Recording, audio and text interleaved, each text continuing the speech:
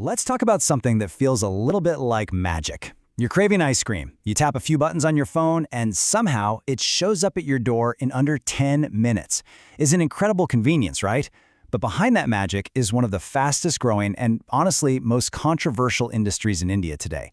So we're going to dive deep into the world of quick commerce. We'll unpack how it works, who's winning the big money race, and what the real cost of that convenience actually is.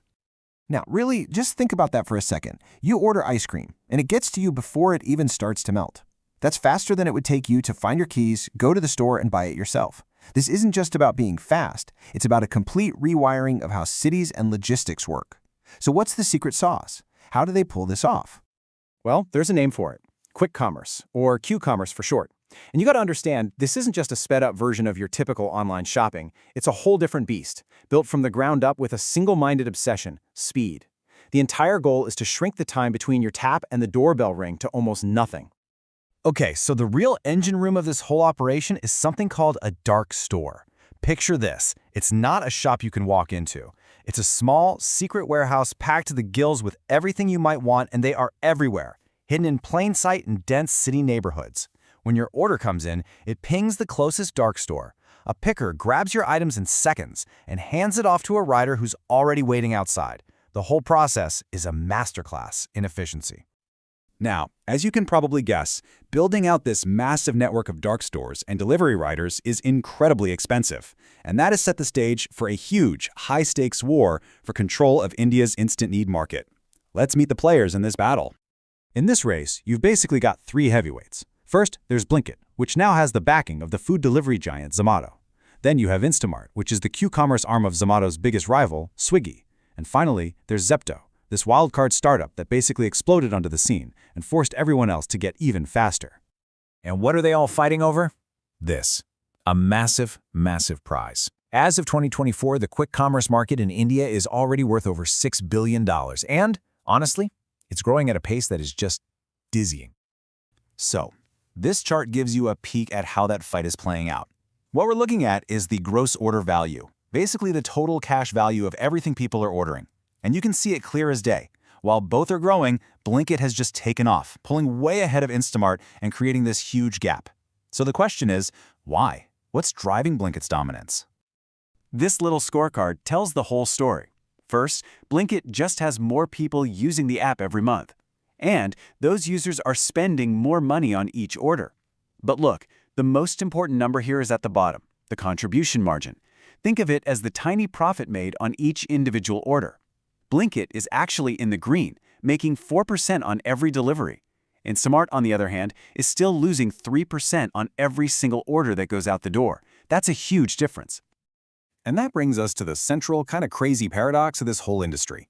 Even with all the billions of dollars being poured in, even with this explosive growth, none of these companies are actually profitable overall. Not really.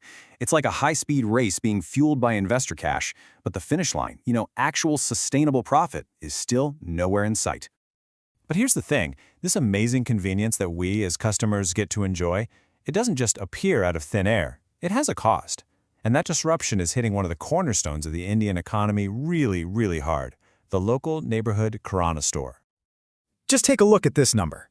Let it sink in for a moment. 200,000. That is the estimated number of traditional mom-and-pop Kirana stores that have reportedly been forced to shut their doors for good. They just can't keep up. How do you compete with the billion-dollar marketing budgets, the insane discounts, and that near-instant delivery promise? For many, the answer is, you can't. And here's the proof in the pudding. This data shows that almost half, 46% of people who use Q-commerce have moved their spending away from their local shops. That's a gigantic shift of money from small, family-run businesses to massive tech platforms. Okay, so we've talked about the business war, and we've talked about the impact on local shops. But there's a third, absolutely critical piece of this puzzle: the thousands and thousands of gig workers, the riders who are the human engine that makes that 10-minute promise even possible. And for them, well, it's been a really bumpy ride. Yeah, this tension isn't new. We saw strikes way back in 2019 over pay cuts.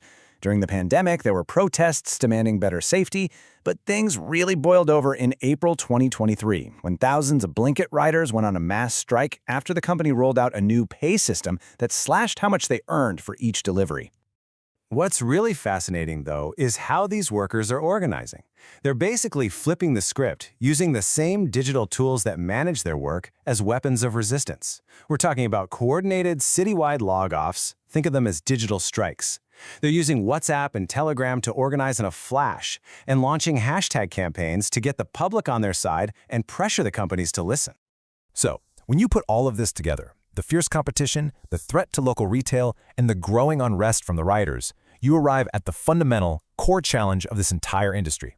It's what I'm calling the quick commerce trilemma. Let's just break down why profitability is so hard to reach. Hurdle number one, the costs are just astronomically high. You're running all those dark stores, paying staff, and maintaining all that software. Hurdle two, the order sizes are small. People are ordering a few things they need right now, not their big weekly grocery haul, so it's hard to make much money on each trip. And hurdle three, the competition is so brutal that they have to keep offering crazy discounts just to stop you from switching to another app. And that all leads us to this final massive question. The industry's in a constant balancing act between three things: the incredible speed that we as customers now expect, the profitability that their investors are demanding, and fair treatment for the people involved, both the local shopkeepers being pushed out and the riders on the street. Can this model ever really deliver on all three, or is something eventually going to have to give? That is the multi-billion-dollar question right at the heart of India's delivery revolution.